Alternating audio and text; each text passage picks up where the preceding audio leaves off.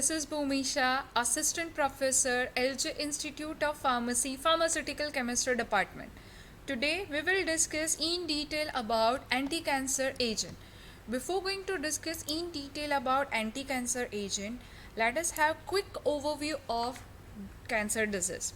So cancer is an uncontrolled growth of cell anywhere in the body, and they are called as cancer cell, malignant cell or tumor cell.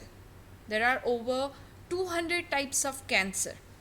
Anything in our body or cell which develops abnormally, that causes cancer. Which are the cancer causing agent? Chemical, toxins, ionizing radiation, pathogen, or major one is genetic, defects in genetic. Now how this cancer spread? Specifically, cancer cell break from its original mass of cell and travel through blood and lymphatic system, and themselves lodge in other organs where they can again repeat the uncontrolled growth of cell, and this causes spreading of cancer, metastasis. So ultimately, in general, cancer refers to a cell that grow out of control and invades other tissues. Cell becomes cancerous due to accumulation of the defects or mutation in their DNA. For example, inherited genetic defects, defects in BRCA1 and BRCA2, specifically for the breast cancer, infections, environmental factors, or sometimes poor lifestyle choices like smoking, drinking, that causes damage to DNA and ultimately leads to cancer. So in normal case, cell which are in which we have damaged DNA, they undergo apoptosis process. But if it is not undergoing apoptosis process, that will develop as a cancer cell. Now commonly, anti-cancer agent, they are divided into three major classes: cytotoxic drug, hormones, and miscellaneous part. Further, these cytotoxic drugs are divided into four classes: alkylating agent, antimetabolites, plant derivatives, and antibiotic. Now let us have in detail about all that class: alkylating, antimetabolite, plant derivatives, antibiotic, right? So cytotoxic drug, name itself indicate they are directly acting on a cell. This cytotoxic drugs, they are divided into four class: alkylating agent, antimetabolites, plant derivatives, and antibiotic. Okay. Alkylating agents are further divided into five class: nitrogen mustard, ethylene imine derivative, alkyl sulfonate, nitrosoureas, and triazines. Antimetabolites are further divided into three classes: folate antagonists, purine analogues, and pyrimidine antagonists. Antimetabolites directly act on a metabolic pathway which involves in DNA synthesis. Then third class is plant derivative, which is further divided into three classes: vinca alkaloid, texane derivative, and podophyllum alkaloids. And last is antibiotic. So as such, first class cytotoxic drugs are divided into four classes. Next, hormones, they are further divided into four class: glucocorticoid, estrogen, progestin, and antiandrogens. Then last, miscellaneous one, that is hydroxyurea, cisplatin, monoclonal antibodies, and L-asparginase. It's an enzyme. So let us have quick overview of cytotoxic drug. Cytotoxic drug, first, alkylating agent.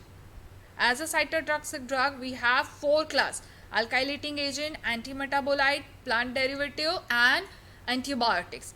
So today in this lecture, we will discuss in detail about alkylating agent.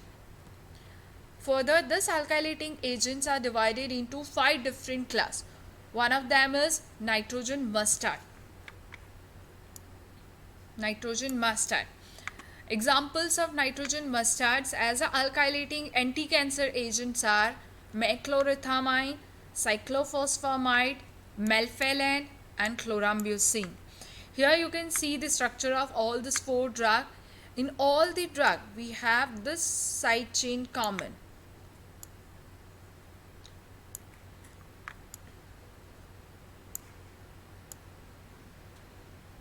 And this is most important side chain through which they act as a alkylating agent. We will discuss their mechanism also. Then another class as a alkylating agent is ethylene amine derivative. Drug is thiotepa.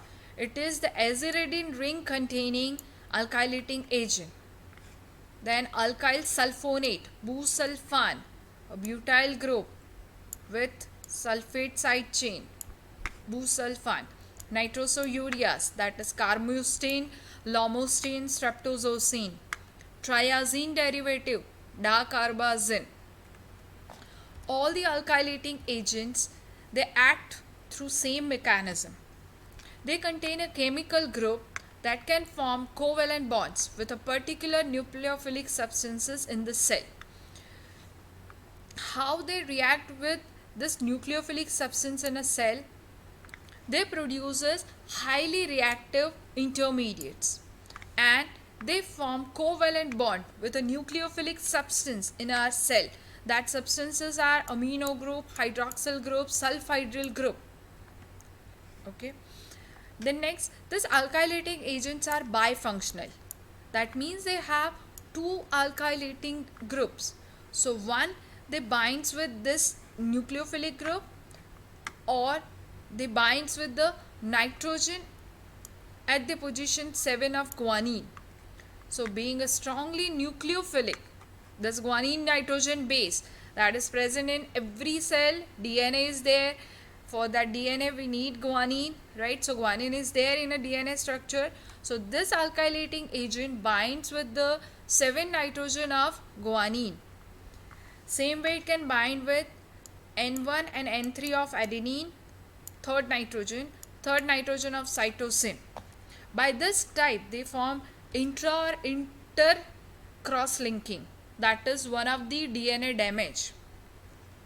So being bifunctional, they can cause intra or interchain cross linking or ultimately chain seasons. So interferes not only with the transcription process but it also interferes with the replication process. So main effect we can see during the replication, that is S phase of our cell cycle. So that results into blockage of cell division at G2 phase, and so ultimately that causes apoptotic cell death. That is the pictorial representation.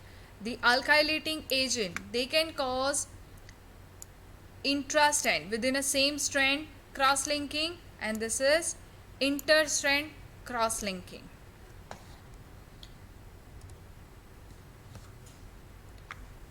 How they form or how they react with the nucleophilic substance?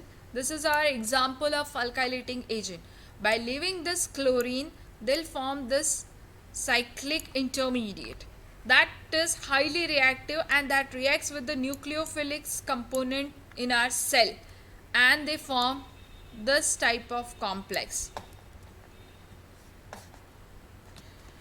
Why they combine with this nucleophile first? Why not with the chlorine itself and reverses or convert back into alkylating agent?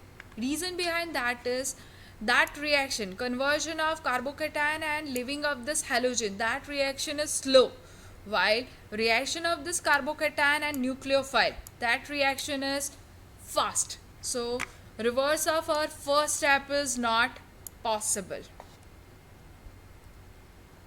Then one of our best example of nitrogen mustard is cyclophosphamide. Initially cyclophosphamide is inactive, which is converted into its active form by enzyme oxidases. That means in presence of oxidase enzyme, cytochrome P450 oxidase enzyme, this cyclophosphamide converts into 4-hydroxycyclophosphamide. Then after, by cleavage of this bond, they'll convert into aldophosphoramide.